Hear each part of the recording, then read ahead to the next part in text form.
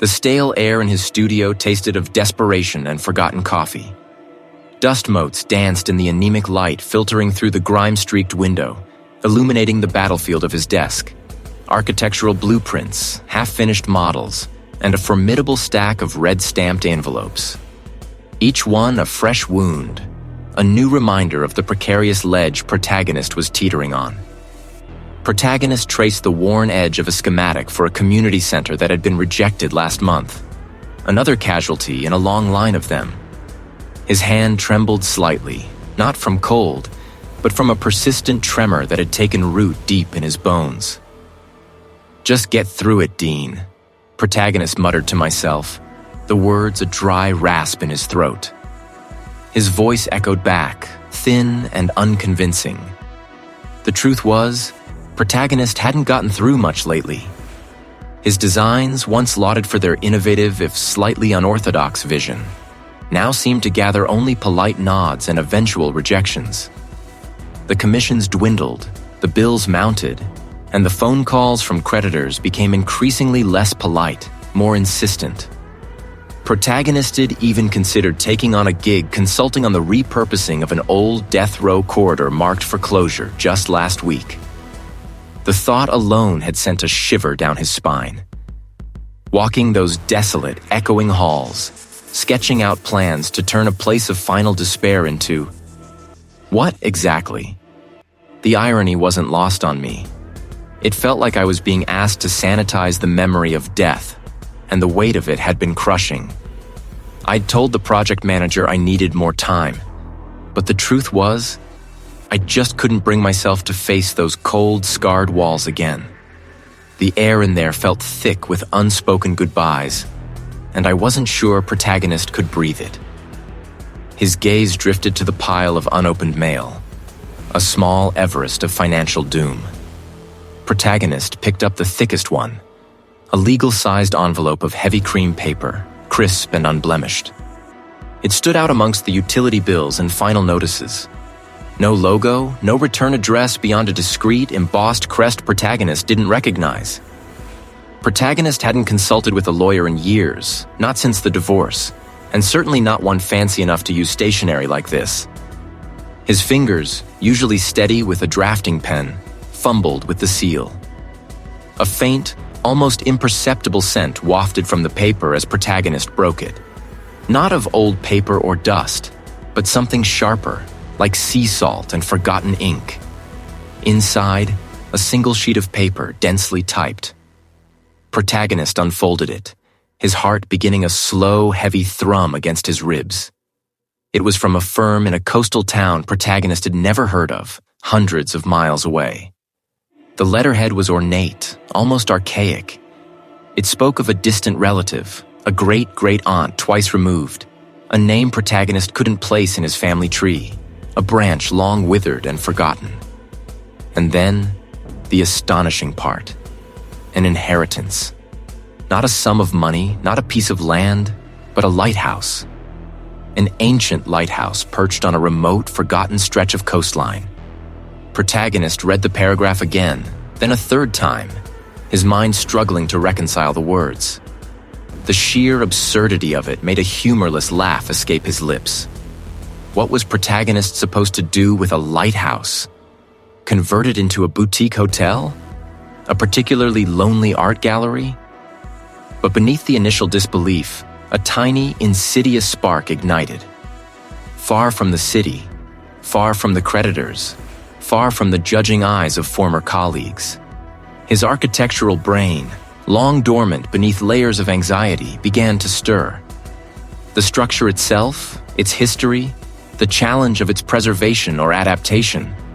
It was a blank canvas, a project unlike any Protagonist had ever been offered. More than that, it was an escape hatch. Protagonist pictured it then, a stark tower against a furious sky, the waves crashing below. A place where the only sound would be the wind and the sea, not the ringing of a collection agency. The thought was intoxicating, a potent balm to his frayed nerves. Protagonist could reinvent myself there, build something real again, something that mattered. The letter mentioned a caretaker's dwelling, a small stone cottage nestled at the base of the tower. But then, a prickle of unease. The letter's tone, while formal, held a peculiar undercurrent. It spoke of the lighthouse's unique purpose and the responsibilities of its keeper in terms that felt less like legal jargon and more like a warning. It didn't elaborate, simply stating that further details would be provided upon his acceptance of the bequest. The firm had even enclosed a faded sepia-toned photograph, undoubtedly of the lighthouse itself. Protagonist picked it up, his fingers brushing against the brittle paper. The image was grainy, indistinct, but the silhouette of the tower was unmistakable.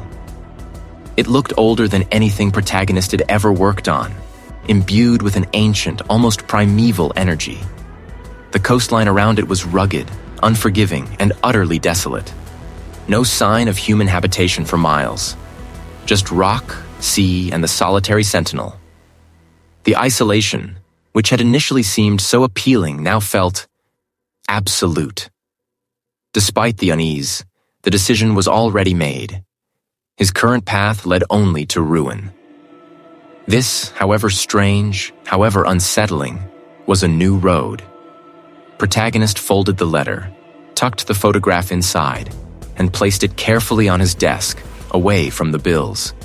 The old death row corridor marked for closure could wait. His new life, or whatever terrifying thing awaited him, was calling.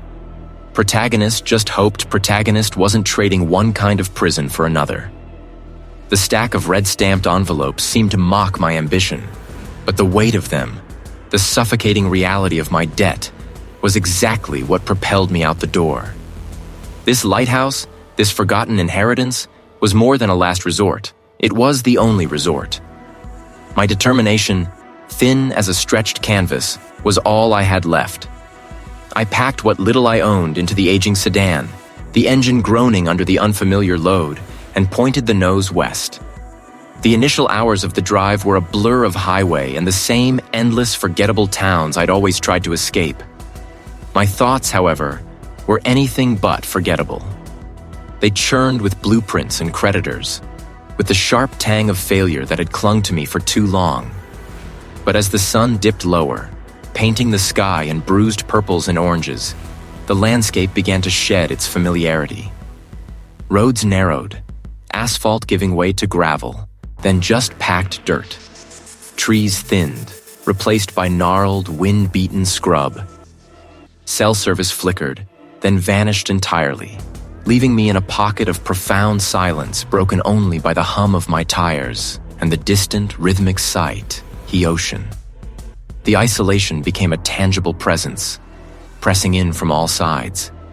It wasn't just the absence of other cars or houses. It was the quality the air, thinner, sharper, tasting of salt and something ancient. The feeling was heavy, almost ceremonial, like approaching a place of stark finality. Protagonist found myself thinking, for a fleeting, unsettling moment, of an old death row corridor marked for closure. A place designed for endings, forgotten by the world, its purpose grim and unyielding. The thought was a cold seep under his skin, and Protagonist gripped the steering wheel tighter, pushing it away. This wasn't an ending. It was a beginning. Finally, after what felt like an eternity of winding, desolate track, the land opened up, and there it was. It stood on a promontory, a solitary sentinel against the vast, bruised expanse, the twilight sea. Taller than I'd imagined, its stones seemed to absorb the fading light, radiating a muted, formidable presence. The air here vibrated with a raw, untamed energy, the wind whipping off the water carrying the scent of brine and decaying seaweed. A chorus of gulls wheeled overhead, their cries mournful and sharp. There was no welcoming warmth, no comforting glow. Only a stark, imposing silhouette against a sky that seemed to deepen to an impossible indigo. The sudden silence was absolute, save for the ceaseless roarthy ocean against the rocks below. It was a soasat swallowed all other noise, a primeval rumble that seemed to emanate from the very core, the earth. Getting out thy car, The wind immediately tried to tear my jacket from my shoulders. A narrow, overgrown path, barely visible, led to a heavy, rust-encrusted iron door set into the base of the lighthouse. It looked less like an entrance and more like a sealed vault. I pushed against it, the metal groaning in protest, then scraping inward with a sound that grated along my nerves. The interior was a revelation of decay and disuse. A wave of musty, damp air, thick with the scent of salt, mildew, and something else. Something metallic and faintly organic, washed over me. The light from the setting sun, filtering through a high, grimy window, illuminated motes of dust dancing in the stillness. The walls were rough-hewn stone, sweating with condensation. Despite the decrepitude, there was a strange, preserved atmosphere, as if time hadn't quite moved on here, merely settled into a deep, dreamless slumber. Dust lay thick on everything, a fine gray blanket, but beneath it, Protagonist could discern the ghosts of past habitation. Protagonist found a small circular room off the main entrance, evidently a keeper's office or study. A heavy wooden desk, scarred and pitted, sat against one wall. On it, beneath a thick layer of dust, lay a stack of leather-bound books. His fingers, tingling with a sudden, inexplicable anticipation, brushed away the dust. The leather was dry and cracked, the pages within yellowed and brittle. These were logbooks, Protagonist realized, their entries dating back decades, even centuries. The handwriting varied from neat copperplate to hurried scrawls, but the content was immediately unsettling. Beyond the expected records of weather and passing ships, there were cryptic notations. Symbols Protagonist didn't recognize. Crude sketches of constellations that didn't quite match any star charts Protagonist knew, and entries that spoke not of guiding vessels, but these summons, the deep hunger, and the light's true Pathe 1 passage, scrawled in a shaky hand, simply read, "It sees." Leaving the desk, Protagonist moved his gaze to the walls. The stone here wasn't bare. Faded murals, or perhaps carvings that had been painted over countless times, covered the rough surfaces. They were indistinct in the dim light, but as I ran my hand over the cool, damp stone, I could make out shapes. Elongated, sinuous forms that writhed and twisted, not like fish or whales, but something far more ancient and alien. Tentacles, perhaps, or roots, interwoven with crude, staring eyes that seemed to follow me even as they faded into the stone. The colors were muted, almost entirely gone, but the impression of their original vibrancy, their grotesque detail, still clung to the air. They hinted at rituals, at sacrifices, at something primal and terrifying that lurked just beyond the veil of human understanding. My initial determination, the desperate hope that had driven me across the country, began to curdle into a profound unease. The lighthouse wasn't just old, it felt wrong. The light, Protagonist realized with a growing, sickening certainty, was never meant to save ships. It was meant to call something was. The cool, rough stone beneath his fingertips held a strange, almost greasy texture despite its age. The faded murals, indistinct as they were in the gloom, felt like a language Protagonist couldn't quite decipher. A secret whispered into the very bonus the structure. Protagonist pulled his hand away, a shiver tracing his arm that had nothing to do with the temperature. This place was ancient, yes, but it felt watched. The next few days were a blur of dust and effort. Protagonist began the monumental task of cleaning, hauling out decades of sea-dampened debris, sweeping away layers of grit, and wiping down every grimy surface Protagonist could reach. It was therapeutic, a physical emuestation of his desire to scrub away the past and build something new here. The lighthouse in his mind was still a blank slate, a chance. Protagonist started with the main living quarters, then moved to the winding stairs, each step a testament to the ceaseless march of time. The air, though stale, began to lighten with each window Protagonist unsealed and wiped clean. The relentless cry-thee gulls and the roar-thee ocean were hith companions, a constant wild symphony. It was during one particularly strenuous awasan, as Protagonist was prying loose a stubborn, rust-welded window latch on the 3rd level, that Protagonist first heard it. It wasn't the wind, nor the waves crashing against the rocks below. This was deeper, more resonant, like a vast, slow heartbeat emanating from somewhere far beneath the waves.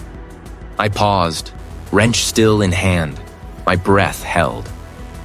The sound pulsed, a faint vibration felt more than heard, a heavy drone that seemed to hum in my very teeth. I dismissed it, of course. Old lighthouses, especially those on exposed coasts, were notorious for their strange acoustics. The ocean itself was a symphony of unpredictable sounds. It was probably peculiar resonance the was cave below, or perhaps the deep-sea currents grinding against the bedrock. I gave the latch another yank, forcing the window open with a groan of metal, letting in a gust of Faberny air. The thrum faded. Or perhaps I simply stopped noticing it amidst the sudden rush of wind. Later, as dusk began to bleed purple into the sky, I was trying to get some of the ancient electrical wiring working. The lighthouse had been wired for basic lighting, but everything was corroded and brittle. I'd managed to get a single bare bulb to glow feebly in the main living area, casting long, dancing shadows. As I was sorting through a tangle of wires near a switch panel, the bulb above me flickered. Once, twice, then stayed dim. I frowned, tapping the switch. Then, with a sudden surge, it brightened, almost pain-foul, before settling back into its dull glow. Just old wiring. Aloud, the sound of my own voice surprisingly loud in the echoing stone. Needs replacing. I made a mental note to get a generator, maybe even solar panels. It was an old building. It had quirks. All old buildings huasarques. This was just its way of telling me it needed some TLC. The chill, though, was harder to rationalize. It was most noticeable when I was still, reviewing some Always prints I'd found tucked away in a dusty cabinet. Designs not just for the lighthouse, but for a series of subterranean passages beneath it. The lines were faint, spiderwebbed with age, but they clearly indicated levels far below the foundation. It felt like someone had just opened a freezer door right behind me. I'd spin around, expecting to see an open window or a gaping crack in the wall. But there was never anything. Just the solid, indifferent stone. Sometimes as I drifted, I'd swear I could hear a distant, mournful wail carried on the wind. A sound unlike any animal I knew. It was on one such night, when I couldn't shake the feeling Weising observed, that Protagonist saw them. Protagonist was standing by the window, staring out at the ink-black ocean, trying to clear his head. Protagonist spun around, sweeping his gaze across the room. Just the familiar, heavy furniture, the dust motes dancing, the faint moonlight. But the image, brief as it was, left an unpleasant residue. A prickle of unease that was deep in his gut. The next day, driven by a growing, undefinable curiosity, Protagonist descended into the lighthouse's forgotten lower levels. I pushed through a heavy, rusted metal door, its hinges screaming in protest, and found myself in a narrow, damp passage. The ceiling was low, pressing down, and the air hung thick with the smell of wethay and something else. Something metallic and acrid, like old blood. The passage snaked forward, claustrophobic and utterly black beyond the reach of my light. My breath plumed in front of me. I remembered the old blueprints, the crisscrossing lines indicating these lower levels. This wasn't just a cellar. This felt like a place designed to be forgotten, buried. Protagonist pressed on, his boots echoing on the uneven floor. Then his beam fell upon a series of heavy, barred doors set into the stone walls on either side, each one thick with rust, their iron bolts fused shut. It was a corridor, undeniable in its purpose. Protagonist stood twas lantern, shaking slightly in a horrifying realization clicking into place. This was an old death row corridor marked for closure. The air here felt heavy. Pregnant with a history protagonist, they're the very soles of my feet. It wasn't coming from the ocean. It was coming from below. Protagonist pulled his hantharam. The cold was a shiver tracing its way up his arm. Not from but from the unsettling silence of the hour. Those mural theorized by Tythemp felt like a lingering whisper, a secret protagonist hadn't asked for. But I wasn't here to decipher ancient art. I was here to make this place functional, to transform it from a forgotten monument into a new beginning. Debt wasn't going to pay itself by staring at faded paint. Protagonist climbed, his breath growing shallow, up the spiral stairs that seemed to coil endlessly towards the summit. Torau thinner, tinged with the metallic tang of rust and tert. Briny scent of the pen there pushed through a heavy, groaning hatch, emerging into the lamp room. It was larger than Protagonist had imagined, a circular chamber dominated by the colossal lamp itself. It stood lawa cyclopean eye, its thehic with grime, its brass housing tarnished to a dull green. Dust motes danced, these slivers of light filtering through the grimy panes, illuminating a thick layer of accumulated neglect. The heart of the house. His architect's brain, usually so focused on sleek lines and modern efficiency, was captivated by the sheer, brutal mechanics of it all. Gears the size of dinner plates, levers thick as his forearm, and a massive counterweight system that suggested an ingenious, albeit archaic, method of rotation. Protagonist spent hours, maybe more, examining every component. His fingers, accustomed to drafting pens and computer mice, now grappled with rusted bolts and stiff hinges. Protagonist found a can of ancient viscous oil, surprisingly still viable, and painstakingly applied it to every moving part. The air filled with the sharp, acrid smell of old lubricant mixing with the dire. Each creak and groan Protagonist to silence felt like a small victory. To the power conduit, a thick cable sheathed in brittle, cracking insulation led down into the depths of the Thair. Here, a massive sparking generator sat dormant, a relic of a bygone era. It took more effort than Protagonist thought Protagonist had left. Wrestling thehic copper wires and a series of corroded switches. His hands were scraped, his clothes streaked with grease. But the determination that had driven him here, to this isolated rock, wouldn't let me quit. With a final desperate heave, I pulled the main lever. There was a deep, guttural growl ahi generator, a sound like a beast stirring from a long slumber. The chamber lights flickered, a weak, uncertain that it was something. I scrad back up the winding stairs, my heart thrumming with anticipation. As Aya back into the lamp room, a low hum wazed through the floor. The enormous lens assembly began to turn, slowly at first, then with a growing rhythmic grind. I wiped a layer of grime from one of the thing out a deepening twilight. Then, with a shudder that vibrated through the entire structure, the lamp ignited. It wasn't a cleedy beam. It was a searing, almost painful burst of light that pulsed, like a gargantuan, unblinking eye opening after eons. It beat, a slow, deliberate rhythm. Pushin' was the encroaching night with an intensity, felt less like guidance and more like a challenge. Protagonist stumbled back, Shilei's eyes, the green light searing into his vision even through his eyelids. This wasn't the welcoming beacon I'd envisioned. This was something else entirely. The light pulsed, pulsed. Each beat seemed to resonate his chest. A low thrum that was almost Pato's head began to ache, a dull throb behind his eyes. Protagonist remembered seeing a stack of old leather-bound books there, forgotten in a dusty corner. Protagonist pulled one out, its cover cracked brittle, the pages smelling of mildew and salt. These were the logbooks of previous keepers. His fingers trembled as Protagonist flipped through the faded script. The early entries were mundane. weather reports, ship sightings, maintenance notes.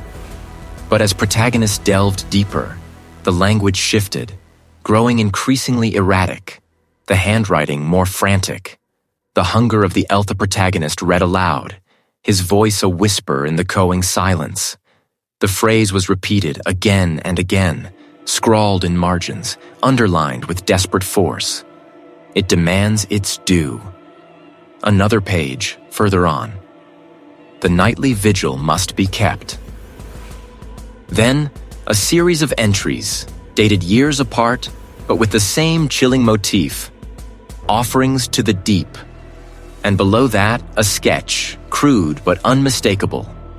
A human figure, small and fetal, be-inthed into the swirling dark waters at the base of the Tautha Lipt to the very last entry in Theok, dated almost a century ago.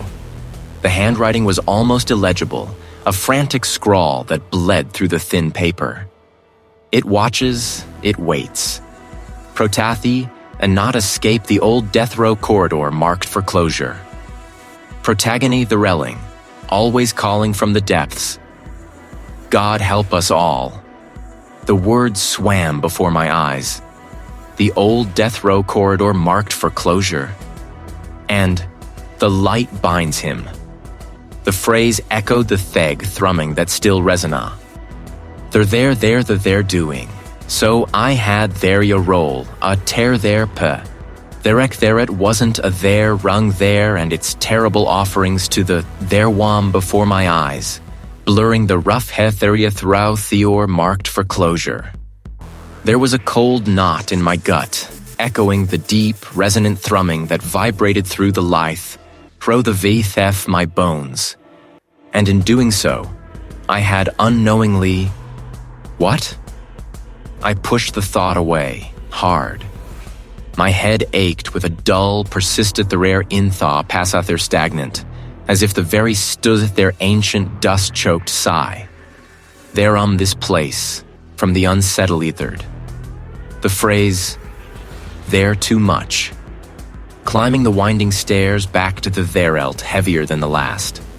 The thrumming intensified with Bentherium beneath the frantic rush of the thea against the glass thereg. The beam pierced the night had curdled into. There I told myself it was the isolation, the sheer weight of inheriting this colossal, lonely structure. My sleep had been sporadic, haunted by half-formed dreams I couldn't quite recall, leaving me feeling perpetually on edge. I stood in the intern room, the colossal Lawa silent, watchful eye beside me. Its beam swept across the restless expanse of the ocean, a brilliant, unwavering spear that the ink-black canvas of the night. The sea, usually a comfort, nothing like a vast, unknowable void. At first, I dismissed it as a trick of the light, a reflection on the waves, or as the distorted glow of a distant ship-like. Almost imperceptible shimmer, deep out in theaters, just at the edge of the lighthouse beam. Cohesive. I squeezed my thehat, then opened them again, willing the image away. Sleep deprivation, Dean. I to self, my voice a whisper in the chowing chamber. It's just the sea. I gripped the kaleidling, knuckles white. The thrumming of the lamp seemed to deepen. A low guttural growth resonated through to lighthouse, the farther spot where I'd seen the light. Just two's churn of the waves, capped with white foam. I let out a shaky birth of forcing myself to relax. A hallucination born of stress and too much coffee. But then, a few minutes later, it appeared again. This time, it was closer. A different shape, or perhaps the same one had emerged. It wasn't a pinpoint of light, but a sprawling, indistinct mass, glowing with that same eerie internal blue. It light the slow, deliberate undulation. Too fluid, too immense to be any creature I knew. My mind scrambled for explanation. A school of jellyfish? But no, this was too big, too purposeful. It was like looking at Atant's submerged galaxy, a silent alien entity drifting through the black. I leaned the glass, straining my eyes, trying to make sense of the impossible sight. The shape seemed to stretch, to elongate, to slowly contract, its internal light dimming and brightening in a raiwas it felt disturbing. Thieve. It wasn't a natratot. I watched, mesmerized and horrified, as the light shape drifted, seeming to respond to the lighthouse's beam. It was still far out, a distant anomaly, but the direction of its movement was unmistakable. It was heading towards the lighthouse. My heart began to hammer against my ribs, a frantic drumbeat against the relentless thrum of the lamp. My rational mind screether an explanation. It was Thek of the light. It was the salt spray on Twasses. The blue glow, the but undeniably present, pulsed again. This time I saw others. Wasser, but just as unnervingly luminescent, appearing like satellites around the larger mass. And the lighthouse and unwavering was their guide. The sea, once a symbol of Fawaz, now felt like the drawing closer with each pulse of that unale light. I was no lothest the keeper of a light. And something was answering the call. Something the light, my light, was summoning from the like depths. And it was coming for me. I let out a shaky breath, the cold metal railing biting into my palms. The Thrumma lighthouse deepened, a low guthera rowl that resonated through the floorboards. If they gaze fixed on the spot where I'd seen the light, but there was only the endless churn of these, capped with white foam. The sky, however, was a different swazwas bruised, a sickly purple-gray that promised something truly nasty. The Withian to howl, a mournflight shriek that tore at the lighthouse's stone. Within minutes, the world outside dissolved into a maelstrom. Rain lashed against the lantern room glass, blurring the horizon, turning the sea into a frothing, churning abyss. The wind became a physical pre-suicidling the very foundations of the struck light. Feel the lighthouse swaying, a subtle, unnerving, there that went right through my bones. I fumbled a phone, my fingers clumsy with sudden dread. Just a dead screen, a mocking rectangle of black. I tried the emergency radio, twisting the dial frantically, but all I got was static, a harsh spitting sound of the storm's fury. The light, my light, pulsed outwards, a defiant blindawind against the encroaching chaos. It carved a path through the rain, an unnathate tunnel into the lighthouse, then I saw it. Through a momentary break in Theonpor, caught in Thersh glare of the beam, a shape. My hands, still gripping the railing, began to tremble uncontrollably. The storm wasn't just a storm, a veil for something else. The thrumming intensified, not just from the lamp, but from everywhere. The very air vibrated with a low, resonant hum that seemed to penetrate my skull. The sound was inside me. Light not from the waves. This was a different kind of impact. A heavy, scraping blow against the stone base farther stumbled, tolling. My blood surged against my ribs like a tratot the act. Closer this time, a resounding thud that echoed up the central shaft. They were trying to get in. I scrambled down the spiral stairs, mytholaddering Othatal, the sound swallowed by the storm's roar and the building's groan. My mind raced, flashing back to the old tales, Thveric warnings. Elamp just a windom. It was summoning them. A beacon, yes, but not for ships. I reached the ground. The main entrance Duthek oak the iron, shuddering under unseen blows. A wet, guttural scraping sound emanated from just beyond the wood. A sound like 1,000 fingernails dragiaus therianied by a heavy, wet thump, thump, thump. Something was pressing against the door, something immense and powerful. I could Hui's wood groaning, splinters cracking. I grabbed the heavy iron bar meant to secure the door, fumbling with the rusted latches. My fingers were slick with sweat, my vision blurring. The air grew heavy, thick with the smell of brine and something else, something ancient and putrid, seeping in through the cracks around the dothashov, the iron bar into place. My muscles screaming, then stacked a heavy chest against it, anything to buy myself more time. The ethered, a less, methodical. The entire structure seemed to breathe the living groanin' the under siege. The familiar walls began to twist in my mind. The long, narrow hallway leading to the supply room, usually just a practical passage. Suddenly, Todd, the stone blocks seeming to press in on me. The light from the few grimy windows was swallowed by the storm, casting the corridor in a perpetual twilight. I squeezed my eyes shut, shaking my head violently, trying to dislodge the horrifying eyes. When I opened them, the familiar damp stone was back, but the feeling of being utter-trapped, utter-heavy, remained. I stumbled back to the spiral staircase, toth ragged, my lungs burning.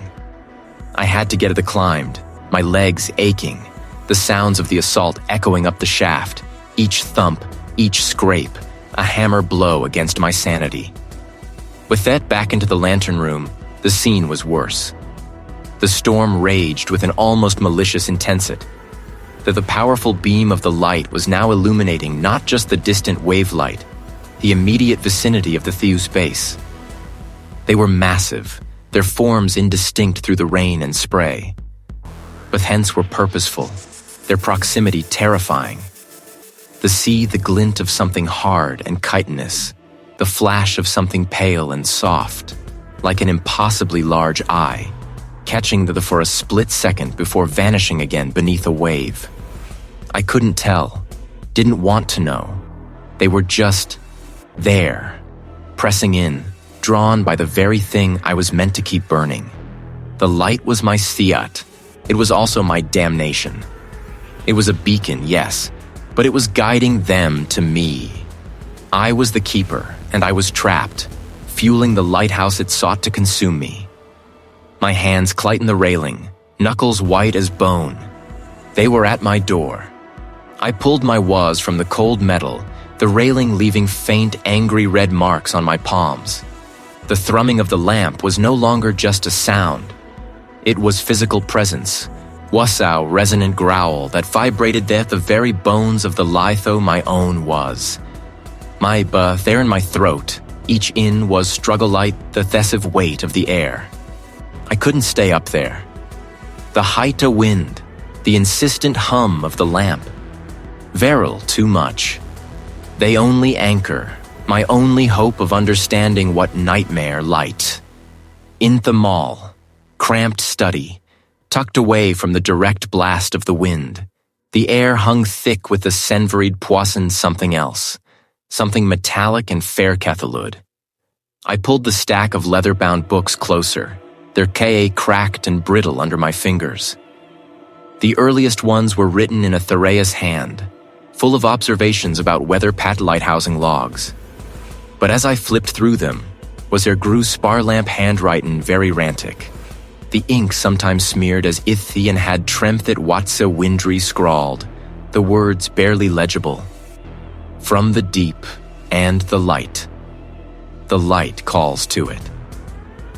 His later pages were just a chaotic scribble of lines and symbols, cult hair in a single terrifying word, reap winder and over. Hunger. My hands there the next journal belonging to the third keeper. This one was even worse. He detailed the empts to communicate with the presence. He believed that wasn't just a beacon, but a tether.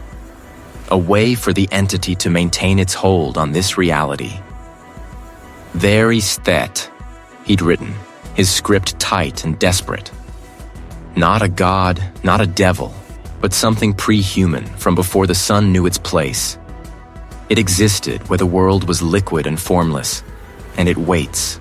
The light is its anchor, and the keeper is its voice, its witness, its offering. An offering. That resonated in my skull, a dull, insistent throb. My own gasped again. This wasn't some local ghost story. This was something ancient, something that twisted the very fabric of existence. The previous keepers hadn't gone mad.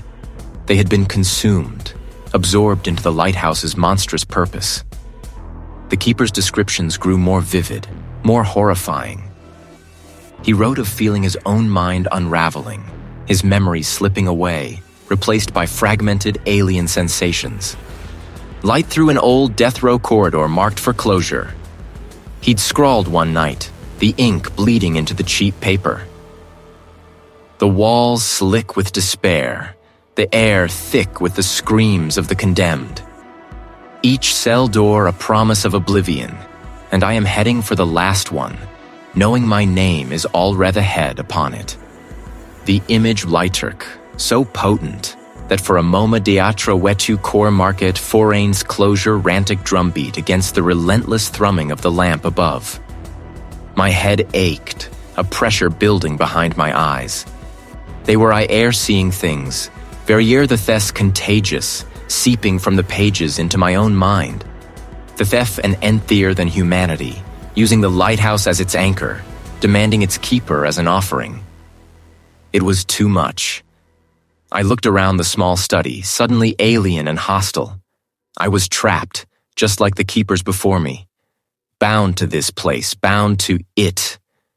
The siege wasn't just outside, it was inside, in my theory core of my being. My own heart hammered against my ribs, theirm beat against the phantothere chains. The vision, or memory, or what-a there, receded slowly, vague behind a cold clam.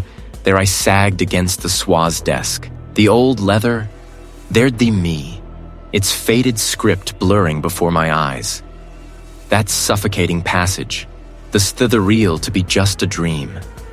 It felt like a memory I hadn't lived, but hath a reary fib lighthouse lamp at me to run, to abandon this place. But a more insidiouthered me I wordy too late. The lighthouse had claimed me the moment I'd southerent I'd felt its pulse resonate through the stone. My gaze fell upwest heem, sketched into the margin of the likage I'd been reading. It depicted Titterese, but with strange, almost biological arthending bevriundations, leading to a series of segmented chambers. One of these chambers was muas, with awayasal I recognized from the intricate carvings on these's inner walls. A stylized, downward-pointing triangle with a single weeping eye old center. Beneath it, a single stark word in a language I didn't recognize, yet felt I understood. Sustenance. My grip wavered as I traced the diagram. Or for the thing the light attracted. I remembered the odd, almost organic quality of the lighthouse's hume light had felt lighthousing. Ideogram pointed to a section of that asphalthen I hadn't explored, a part hidden even from the old plans I'd found.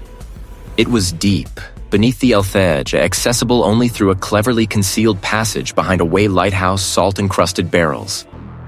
I moved with a grim determination, pushing back the rising tide of fear. I had to see it for myself, lichen walls, rough-hewn anther pressed in on me. My flashlight beam cut through the absolute blackness, revealing the rough steps that seemed to have been carved directly from the bedrock. After what felt like an eternity of descent, the passage opened into a larger space. My light swept across the scene, the gasp caught in my throat. I stood at the beginning of an old death row corridor marca closure. It wasn't a priso-was-inventional sense, but the layout was unmistakable. A long, narrow hall, flanked on either lighthouses of heavy, rusted iron doors. Each door was numbed light paint faded, series of legibilite like each. A small, grimy viewport, like Thad's seen in old flightlight beam-danced ovaled walls, revealing strange fadeths. Row-wearering corridor, markned theuforet scratch closurict like human figures, their forms twisted and consumed by swirling lines. I approached the first the heart a frantic drum against my ribs. But as I moved to the next, then the next, I started to notice things. Faint impressions on the dusty floor in the chamber, like something had been dragged. A therist imperceptible discoloration on the stone floor of another. A rust-colored stain that seemed to seep into the very rock. Then, at the very end of the corridor, was a door unlike the others. Just a single, massive, rusted lock. And carved into the wood, stark and deep, was the weeping Ethebol. A wave of nausea over me, This wasn't a place of storage. This was a place wasn't in mint tops. A place, the Criffus.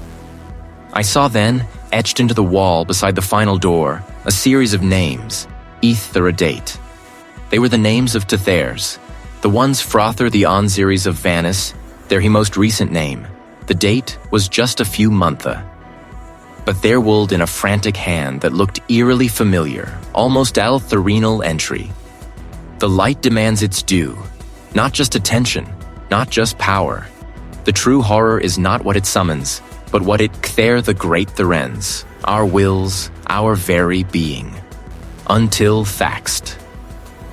My flashlight slipped from my grasp. Cluther's cursories avive it, my fingers fum, that the previous keepers hadn't just maintained the light. They weathery it. Their minds, that the essence consumed or transformed to mathy beacon very greater there weren't stonervers. The offering. And the last entry? Until the next. I gasped. I had activated the light. I had restarted the cycle. The lighthouse didn't just attract entity. It sustained it through the ritualist deception of its keep, that just the monster inth the hat needed feeding. It was the lighthouse itself, a living, monstrous wasm. I was now bound to fulfill this tariff thele, to become the next link in an ancient, gruesome chain. The there so eagerly brought back to life were Cushioner. The names on the wall, cold and stark, had solidified something in me. Not just fear, but a furious, burning refusal. I wasn't going to be another knahhead into that cursed stone. I had reactivalized it, yes, but I wouldn't become its next meal. The cycle ended with me. My hands, still trembling from the revelation, clenched into fists. That was the only path. I was from the hidden chamber, the air series of staircase thick, heavy, as if the very structure was listening, already anticipating my defiance. I went straight for the lamp chamber. The Lightsnell lens, a light staring out into the churning black, lighthouse, hat unnatural, were in glow. It felt less like a beacon and more haid a hungry maw. I gazed up the room, searching for weaknesses. I found a heavy-duty wrench in lighthouse ool box, its metal cold and reassuring inwarate target.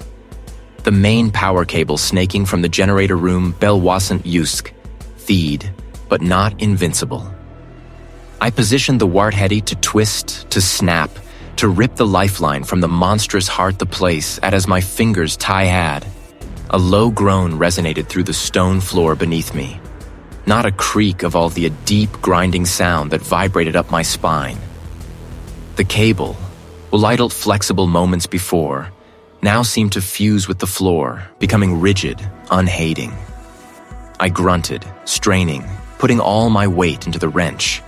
It slipped, scraping my knuckles raw, but the cable didn't budge. It felt like trying to bend a sothel beam, lighten my breath coming in ragged gasps. The grinding intensified, a chorus of protest rising from Theatians. Dust, ancient and choking, began to sift from the cracks in thealing, raining, very me. I scrambled back, coughing, my eyes stinging. No. Thwassering at the adhesive cable. You won't stop me. I looked for another approach. If I could shatter it, break the focus, perhaps the ritual would fail. I grabbed a heavy iron bar, meant for securing the storm shuttle aether. The thickest of the lampy air around me suddenly grew dense, like trying to move through water. My arm, muscles screaming, felt sluggish, heavy, as if resisting an unseen Kurthi iron bar, which had felt so light a moment ago, now seemed to be made of lead. I pushed, straining, but my swing was slow, weak, lacking any real force. And then, at the defiance, the green light from the lens intensified, pulsing there, hotter, washing over lampening waves. It didn't just illuminate, it pressed down, a physical weight on my chest, stealing the air from my lungs. I tore at the edges, the solid stone Wallstenerg to waver, to Stohy lamp chamber melted, the familiar curves of the lighthouse dissolving into something else, something far more sinister. The air here was stale, thick with the smell of old rust and something metallic, like drythiod. To my left thigh, identical doors lined a narrow passage, each one heavy, very scarred steel with a small, grimy viewport. The silence was absolute, broken only by the distant rhythmic drip of water. How had I gotten here? My mind screamed for logic, but there was none. Their other riders seemed to narrow, pressing in on me, the steel doors looking like mouths waiting to swallow me whole. The air grew impossibly heavy, a suffocating blank that wasn't heavy sisting. It was Shoaizi thaying out air to my own demise. Panic clawed at my throat. I tried to move, to run, but my legs felt like lead. The flickering bulb above to dim, then brighten, then dim agathecking a dying heartbeat. I wasn't just seeing this place. I was feeling it, the despair, the absolutelessness that permeated every inch of the corridor. The lighthouse that just a building. It was a prison, and it was showing me the cell where I would eventually reside. With a gasp, the Visto the Ding Lighthouse Ierk Inthemp chamber sprawled on the grimy floor, the iron bar clattering beside me. The green light still pulsed, mockingly bright, and the Leica still heavy, no longer held the phantom stench of rust and despair. But the message was clear. The lighthouse wasn't just an inanimate object. It was alive, and it wouldn't let was. It wouldn't let me break the cycle. It was actively fighting back, twisting, rushing my slam, pushed myself up, my body aching, my head swimming. My attempts at sabotage the being futile. The lighthouse had shown me its true enthy, and the sheer, overwhelming power was wielded. It wasn't just resisting. It was toying with me. Show I the inevitability of my end. The light pulsed, a steady, hungry rhythm, pulling at something deep within me, air promise of consumption. My resolve, though battered, rather timpos just for a split second, then impossibly heavy. The air, already thick like brine, intensified, pressing in from all scythable resistance against my every muscle fib lighthouse, just the wind outside, not just a draft from the churning sea below. This was an active male geste pushing back, holding me in a suspended, agonizing stasis. My arms, rigid with purpose, strained, the bar hover in waces from the colossal just surface now shimmering with an unnatural wazernal heat. A low thrum vibrated through the floorboards, up my legs, into my teeth. It wasn't thinery. The thrum was too deep lighthouse, like a vast unseen energy awakening beneath a very bedrock of the island. The light fra, usually a piercing focused beam, began to wasse, filling the lantern room with an aqueous, sickly green glow. It twisted the shadows, stheng them into just tendrils that seem light-lamp walls, reaching for me. My lungs fought against the viscous air. This wasn't just the lighthouse anymore. The familiar curve of the lantern room walls began to ripple, the steel plathening not with age, but with a living, organic strain. The methery to soften, to blur at the edges, the rivets themain to wasn't. Vein like just tomic thrum intensify third beat in the tone, and the green light pulsed with it, casting my own distorted reflection back at me from the warping surface, the gaunt, Terwind Ranger. Then, the light began to shift around me. Not lightal tremor, but a fundum tuiration of space. The circular room elongated, the walls drawth, then closing in therein light stretching into an endless, sickly luminescence. I stumbled. My hand wasn't lenching, I just found myself not in the lantern room, but in the passageway. Overhead, bare, flickering bulbs caged behind rusted grates cast weak, stuttering light down a seeming-less perspective. The air to heavy with a profound sense of finality, of lives extend the regotten. This was the old death row corridor marked Facier. How could I be here, I wawashus? The light from the lighthouse's lens was still there, a pulsating malevolence at the far end of the corridor, where the passage see-to arrow to a single, inescapable point. It any more lighthouse ngrai, watching eye. The break what is already broken. You can theop what has already begun. I squeezed Emlo's shut, light fight it, to force the image there away, to return to the familiar if terrifying reality of the lighthouse. Just hump air re-rowy smell of dead corridor, raridal whisper the, inforant of imtosa closure and endless, crushing Bethes teeming with things that defied form, as that wasn't and roiled with an ancient, patient lighthouse of the lighthouse, a tiny, defiant pinprick of light, holding them back, containing them. And then I saw the light extinguished, the pinprick vanishing, and the blackness swelling, unfettered, pouring into the world, consuming everything, not with fire or theut, with a silent absolute ether. Then another set of images. My hands, not holding the iron bar, but tending to the great lens, polishing stone agate. My body, gone lantern roomit alive, bound to thanery, apart other a mind, empty of all but the purpose, the endless turning, the eternal vigil. I would be the keeper, a living sacrif, was maintaining the balance, keep the horror contained. The lighthouse. Destroy the lig lighthouses, the int lantern room, the world, the silly old ping Kothion. Or become that keeper, a living sacrifice, bound to the lighthouse, to its purpose, to maintain the horror, to keep it at bay, but at the cost of my very soul, my humanity. My existence would be an endless, agonizing preservation of the monstrous. The weight of the iron bar in my hands felt like the weight of the world. My arms trembled, not frogue, but wasn't lighthousen of that decision. The old Detheridor Marquas Losa the retched out before me, an omtheramize a thetable damnatio thematter which path their green light pulsed at its end.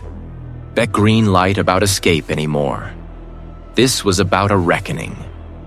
A reckoning for their use world, and for me.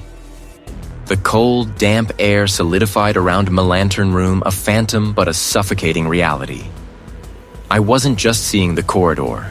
Their mental whispers had become Theus, a cacophony of fear and despair, clawing at the eyes of my skull. My eyes, Tholica's death forced open traum tableau. I stood on corridor Crete, to marked with something I didn't want. Appealing, institutional close at their what was unmissed green light eth row corridor marked for closure.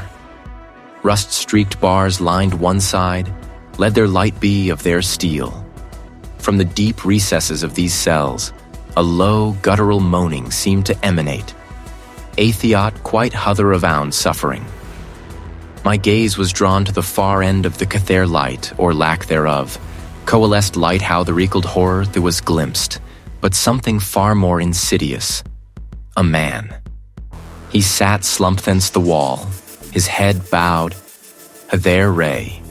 His clothes were tattered remnants, soaked through depths, visible through rows in theabric, were gnarled Comiran old, dry market of me, broken and consumed.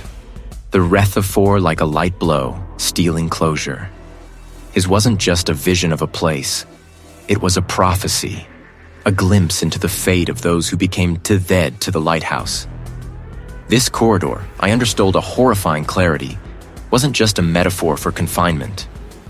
It was where the lighthousers were brought, not to escape, but to be broken, their minds scoured clean, their wills bent until they were empty vessels, ready to fuel the light, or perhaps to be consider what the light summoned. Fell gift. Then, the floor beneath theoct. The vision shattered like glass, pulling him violently back. Protagonist gasped, sucking in felt-laced air of the lighthouse. Protagonist still in theeth, drenched in sweat, his body trembling uncontrollably.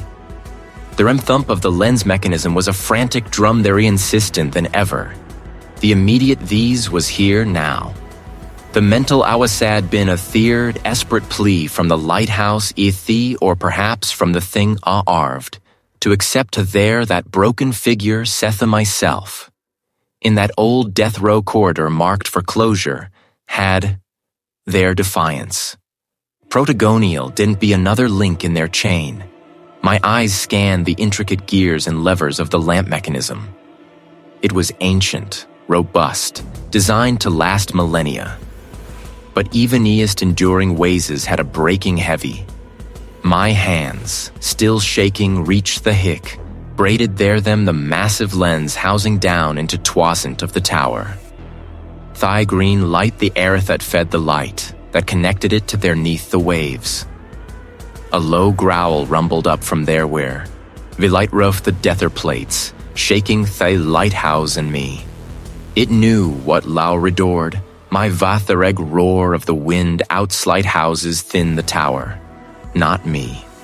Not closure abbed the their cables, thegers fumbling for a purchase they're hot to the touch, as if life fed with their to be consumed, I would go hiding, tack the damned light with me.